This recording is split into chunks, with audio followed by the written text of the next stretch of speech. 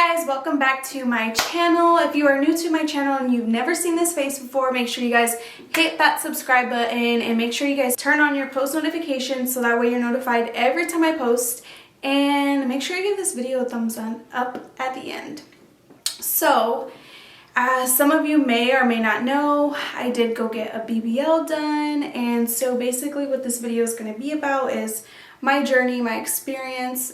I took down like little notes and stuff so I can walk you guys through like going into the room and all that good stuff. So let's just get into it, and I'm gonna give you guys all the details and be super duper transparent with you guys about everything that I went through and experienced. So hopefully this video can help you one day, you know, if you're thinking about getting a BBL. Let's get started. I'm going to tell you guys where I went because a lot of people want to know where I went. So I went to Tijuana, Mexico to get my surgery done. I went to Bella Bodiez. I was referred by a friend because she had got her BBL done and I really liked the way her body looked. Now we're gonna get into it. So day one, let's talk about going into Tijuana. So we're going into Tijuana. It's not that bad, and I was like hearing stories and stuff like that, you know, about Tijuana and how it can be like unsafe. It's like 7:30 in the morning. My check-in's at 7:30 in the morning, and so we get there. Jordan took me, and then we brought Pablo with us because he spoke Spanish, so that was gonna like kind of help us. I'm in there. I take all my stuff out of the car.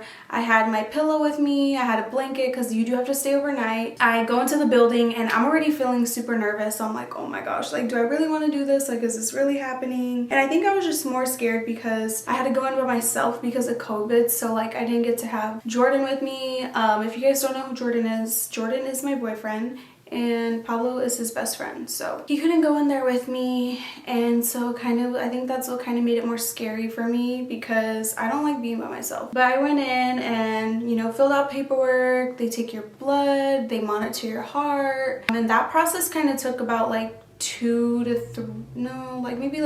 3 hours because they're calling you back, you know, back and forth, and, you know, getting blood levels and all that good stuff to make sure that you're good and cleared for surgery. I finally get taken to my room where I'll be like recovering and, you know, where I could put all my stuff at. The doctor came in and, you know, asked me what I wanted, you know, drew on my body, marked it up so that way, you know, he knew what to take, what not to take. He leaves the room. That's when I was like, oh my gosh, like, are you kidding? Like, do I really want to do this? And mind you, so when they were taking my blood work, I literally had like a little breakdown because I don't know what happened, but I just started crying, and I was crying like a freaking baby, and I was just like, oh my gosh, like, what the heck? Just because, I mean, I've never had surgery ever in my whole life, so this was my first actual surgery that I've ever had. We go down to like the surgical room and I'm laying on the bed and I'm like, oh my gosh, like, do I really want to do this? Like, I was so close to backing out. And then they gave me like my IV sedation and then my spinal block, and then once they gave me my IV sedation, it kind of made me feel better, and like I wasn't so scared. And I felt really good, and then I was like, oh my gosh. And then next thing you know, I woke up and it was over. Surgery was probably about like 3.5 hours. And I woke up and I was already in my room. I'm already bandaged up. I'm already like done. And like, I'm like, dang, that went by like really fast. And I was in the room, you know, whatever. I wake up and then they give you food. They made me some bomb, like sopita, and they gave me like crackers, apple juice, and water. Honestly, like my pain level for day one and then like, you know, being out of surgery, I wasn't in any pain at all. It was more of like discomfort because like your body just feels, you know, like, I mean, you just had surgery, you know what I mean? And so like I was all bandaged, everything's super tight. My pain wasn't bad, and obviously, you know, they're bringing you your medication when you're supposed to have your medication. So I felt good, whatever, got through the first night, done. Now we're on day 2, y'all, and this is where it gets real because they woke me up. It was like, and honestly, that whole night, the night of surgery, I could not sleep. Like, I couldn't sleep. I was up all night. I was kind of like, I think I got 1 hour of sleep. It's like 6 in the morning, and the nurse comes in. She's like, just letting you know, like, we're gonna get you ready to shower, blah blah. And I'm like, okay. I watched multiple videos of you know, people's BBL experiences, and I've talked to a lot of people that I know who had BBLs, and they told me, like, you know, your first shower, you're gonna feel dizzy and lightheaded, like it's the worst feeling ever. And me thinking, I'm like, I don't care, like I have a high pain tolerance. Like, I'm gonna be good. I have nothing to worry about. They're getting me in the shower and I'm lightheaded. I'm like, oh my God, like you feel lightheaded, you know, you get like dizzy, and it's normal. It's because like your body is like, whoa, what the heck just happened? Because I had the lipo 360 and then I got the BBL, but literally I was so lightheaded. I was hot. I started getting hot and sweaty, and I know my face was getting pale. Like, it was just probably so white, and they gave me in a cold shower because it helps. And then they give you like rubbing alcohol that also helps when you feel like dizzy or you feel like you're gonna pass out. And so I took a really quick shower, washed up, you know. The nurses were amazing. They were like super fast. They got me like in my faja and my wrappings and all that, like super quick. So that was that. And then, you know, I know that, and then day 2 like was the day that I get to go home. So after the shower, I'm laying there, they bring me my breakfast and I'm just relaxing. And then of course, you know, you have to do like discharge paperwork and whatnot. And then they come in, they check on you. The doctor also came in again and was like, how are you feeling? You know, just checking on me. I was so excited to finally go home. Some of you may or may not have seen my recent Ray channel. I had started getting all teary-eyed and crying because I missed Jordan.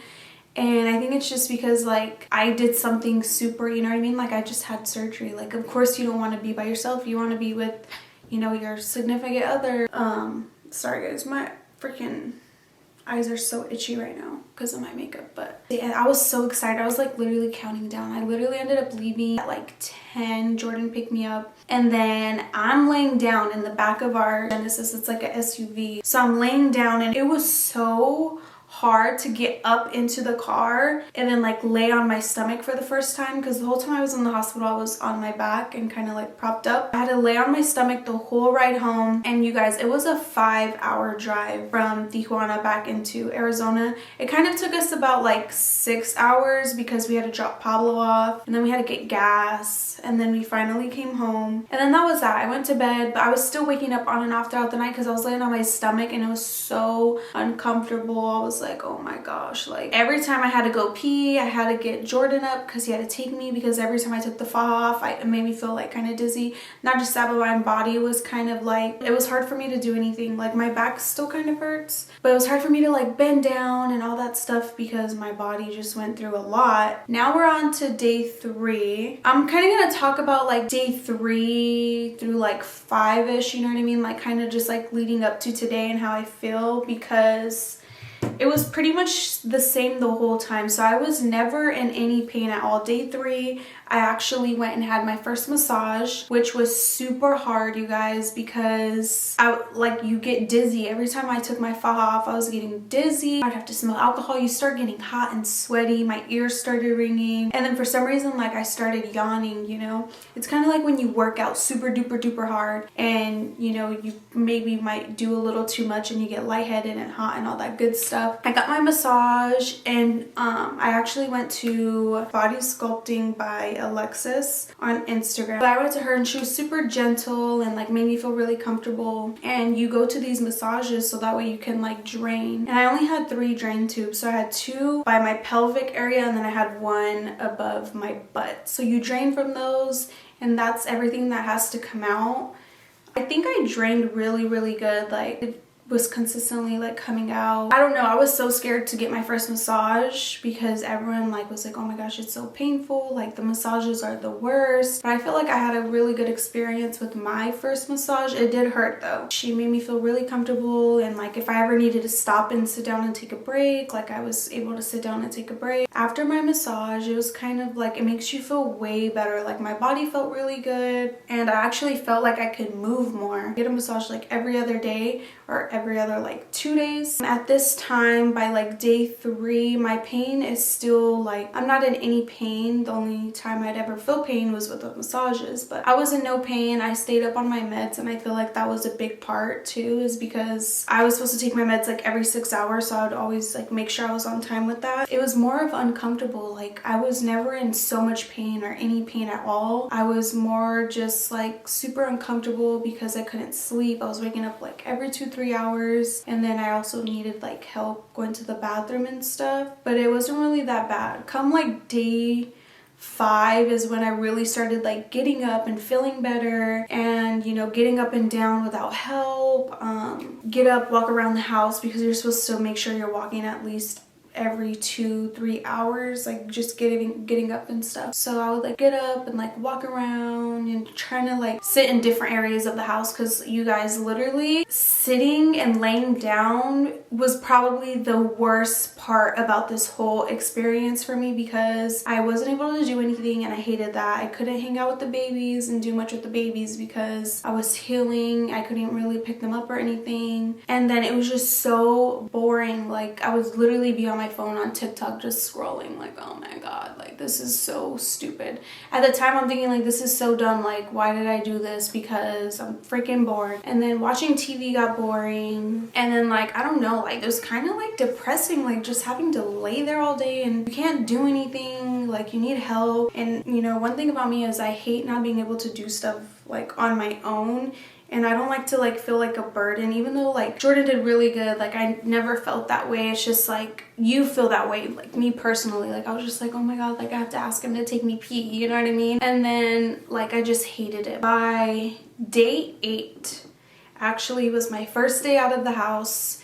I went to my family's and hung out for a little bit. By then I'm already getting up and down by myself, you know, cooking and walking around the house, and just doing a lot for myself too. By day 8 I was able to take myself to the bathroom. I didn't need help, and I was able to like take my faja on and take it off without any help. It felt really good. I was like, oh my gosh, finally, like, you know, I love that I'm seeing progress. I'm able to do more now. And so today is actually 2 weeks post-op. I honestly feel good. The only thing that I'm waiting on right now and just trying to recover from is like the swelling on my stomach and my butt hasn't went down. So that's literally the only thing that's like bothering me and that I need to recover from, because that's the only thing holding me back. Because yeah, I just need to get better, and I just want to feel better already. Like I don't feel bad, but I just want to be like back to my normal self and like able to do more. I got my tubes out 3 days ago. And you guys, when I got my tubes out, it hurt so bad because the stitching and everything was so good and tight on my tubes that we kind of had to like wiggle the tube around a little and then like cut the tubes and then like pull them out. The tubes were probably about like this long though, and literally I wanted to cry. I didn't cry, but it hurt so bad.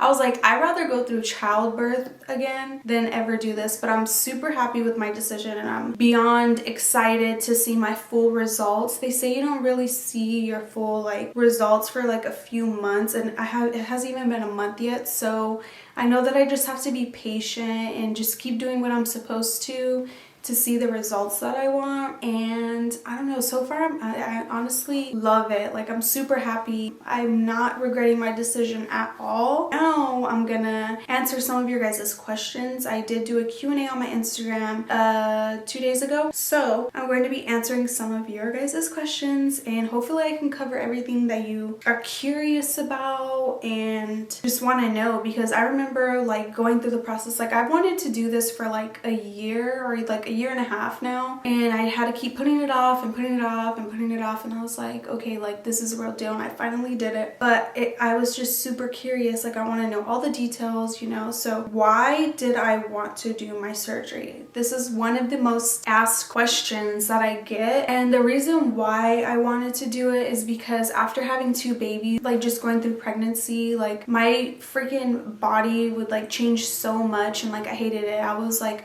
there was a point where I was just like super duper skinny. Like I was like, oh my gosh, like I hate my butt, I hate this, I hate that. And then like I finally like gained weight and stuff, but like I only gained, like my butt did get bigger, but I gained a lot of like weight in my stomach area, and I just really was super insecure about my stomach. I didn't like it. That's why like I used to try to hide it as much as possible. So like I'd wear a lot of like high-waisted stuff to kind of tuck in my tummy. But like I remember what my body used to look like before kids, and I would be like, oh my god, like my body was so freaking cute. Like I had a cute little perky butt, nice little stomach, you know. And so I know everyone's always like, oh my gosh, you could have worked out, like there's so many other ways you could have, you know, got what you wanted, blah blah blah. And honestly, it's very true, but I wanted to see faster results because how do I say this? Like, I don't know, like, I'm super impatient. If I don't see enough progress or like, you know, things changing, like I would get so just not motivated anymore. And I was like, oh my God, like, I'm so over it. And then not just that, but I do have stubborn fat from having kids that I wanted to lose. So I was really like, you know, debating like, oh my God, like I really just want a BBL. And my butt kind of got droopy from having babies too. Like it wasn't as perky anymore, and that's one of my insecurities as well. And I'm not saying like if you're not happy with your body, like go get surgery. Like surgery is the answer, because it's not for everyone. I'm just speaking like personally on like what I wanted and what was gonna make me happy, and so I did it, and I'm very happy with my decision. And yeah, I don't really care, like, you know what I mean? Like everyone's like, oh my gosh, you look so good though. Like, why are you doing it? It's because it's for me. Like, it's because I want it. It's gonna make me feel good. It's gonna make me happy. And I'm the one living in this body every day. So there's that. So it says your pain level of the procedure from a scale 1 through 10. So my pain level would probably always be at like maybe like a 4 or a 5, because like it hurt, but it didn't hurt. Like I said, it was more of just like uncomfortable for me, and it feels like, you know, I just did tons of ab workouts and freaking squats because my butt and my stomach were so swollen and like just sore. But that's the only thing. So I would probably rate like an overall scale for me is like a 5. Do you sleep with your foam board on? So I actually do sleep with it on. I keep it on 24/7. I also got like, they also did like ab sketching on me. So I have like these, they're kind of like sticks, but it's like made out of like gauze and tape. So I have 3. So I have 2 on the side and 1 in the middle, and it's kind of just like forming my ab muscles and bringing everything back together. But I do keep my faja and my foams and everything on like 24/7. What are some must-haves? So some must-haves that I learned in the process is having like enough pillows, or like a BBL bed, or like a pregnancy pillow, or like any type of like round pillow to help like kind of cup your butt. Those are a must-have, because you're gonna have to figure out what is best for you to be comfortable and get like good night's rest, because this is probably the most uncomfortable thing ever. And if you're not comfortable, you're not gonna get good rest. You're gonna literally be like, oh my God, like I want this to be over. Another must-have is making sure that you have enough like tape and gauze and stuff to band. Like it just depends, because I had tubes, so I feel like it'll be kind of like different, because I know there's people that like just drain in like bags and stuff, but my tubes were open, so they were like this long, like out of my skin, and the blood, or not blood, but the drainage would just come out of those. So I had to make sure I had enough like gauze and, you know, maxi pad and all of that stuff to soak up all the drainage so it didn't leak through. So just make sure you have enough like medical supplies, I would say. So like enough tape, bandages, and all that good stuff. Make sure you're super clean so that way you don't get any infections. And then another must-have is a shiwi. So it's literally, it cups your cooter. It cups your cooter and has like, you know, a little stick thing, but you cup it so that way you can pee standing up. That literally saved my life, because it made peeing so much easier for me, because it was hard to be like up and down, and sometimes your toilets are lower than anything else you're kind of like laying and sitting on. So that was definitely a must-have for sure. Another must-have, probably like a BBL pillow for like when you're sitting down and stuff. I'm actually sitting on mine right now.